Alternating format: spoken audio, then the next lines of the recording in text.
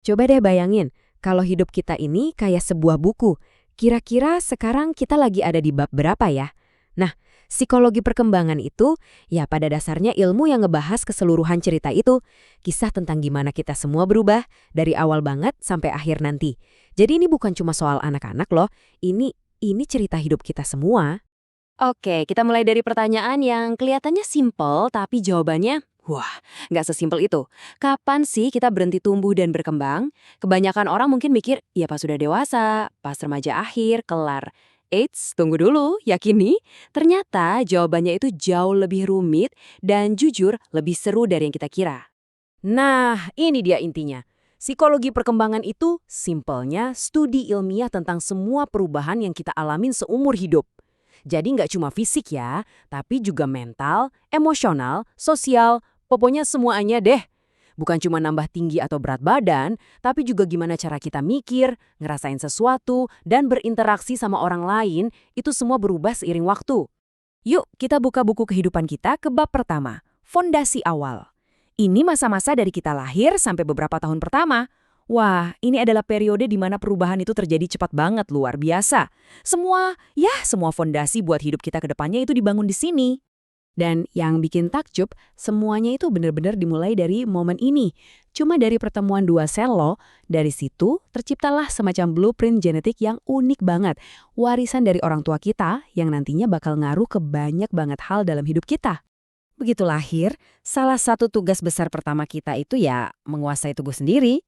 Kelihatannya sepele ya, tapi coba bayangin, dari gerakan refleks yang tidak disengaja, bayi itu pelan-pelan belajar buat meraih sesuatu, guling-guling, merangkak, sampai akhirnya bisa berdiri dan jalan.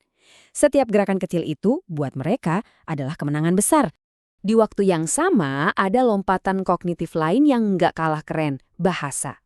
Mulai dari ngoceh-ngoceh nggak jelas yang biasa kita sebut babbling itu, tahu-tahu jadi kata pertama, terus jadi kalimat pendek. Kemampuan buat ngomong ini benar-benar ngebuka dunia yang sama sekali baru buat mereka. Terus soal emosi. Bayi tuh pelan-pelan jadi ahli juga loh. Mereka belajar nunjukin rasa senang, takut, marah, kaget. Dan yang lebih hebat lagi, mereka juga mulai bisa baca ekspresi muka orang-orang di sekitarnya. Nah inilah cikal bakal dari apa yang kita sebut kecerdasan sosial. Jadi intinya apa? Cuma dalam beberapa tahun pertama aja, seorang manusia itu udah berhasil menguasai keterampilan dasar yang wow, luar biasa banget.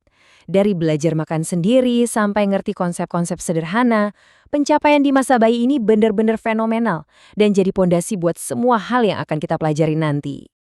Oke, kita lanjut ke bab berikutnya, masa kanak-kanak.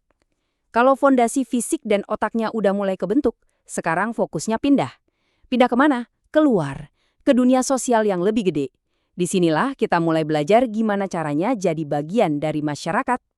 Ada kutipan yang bilang bermain itu pekerjaannya anak-anak. Dan ini bener banget. Buat anak-anak, main itu bukan cuma senang-senang. Itu cara mereka bekerja. Pas main, mereka belajar negosiasi pas rebutan mainan, belajar mecahin masalah pas bangun istana dari balot, jadi kreatif, bahkan belajar aturan sosial yang nggak pernah diajarin secara langsung. Nah, di sini nih peran teman sebaya jadi penting banget.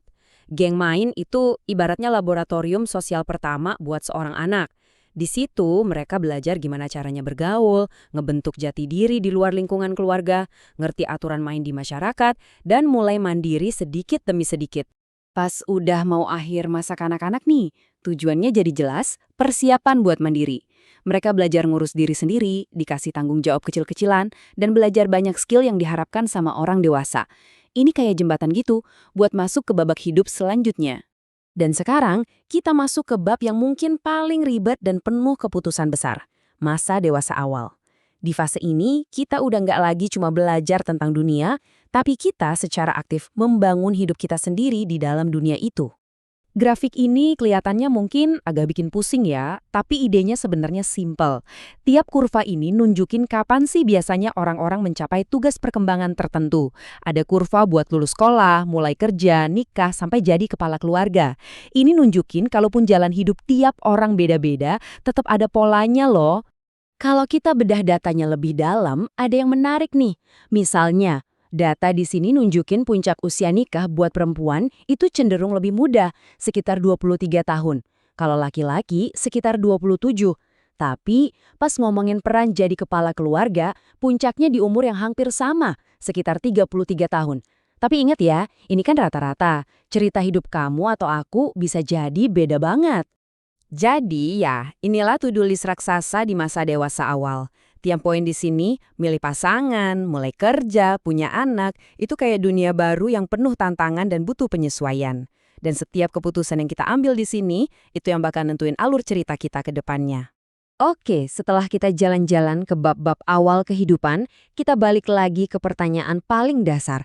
Terus, abis ini apa? Soalnya ceritanya ini belum selesai. Jauh banget dari kata tamat. Dan inilah pesan utamanya, perkembangan itu nggak pernah berhenti, titik. Kita bakal terus belajar, terus adaptasi, terus berubah. Nanti ada yang namanya krisis parubaya, jadi kakek nenek, pensiun, itu semua bagian dari perkembangan yang jalan terus. Buku cerita kita itu ditulis terus setiap hari. Jadi buat penutup, saya mau tinggalin satu pertanyaan buat kita renungin bareng-bareng. Kalau hidup kita ini beneran sebuah buku, sekarang Anda lagi ada di bab mana? Dan yang lebih penting lagi, kalau ngelihat apa yang Anda lakuin hari ini, kira-kira apa judul yang bakal Anda kasih buat bab selanjutnya?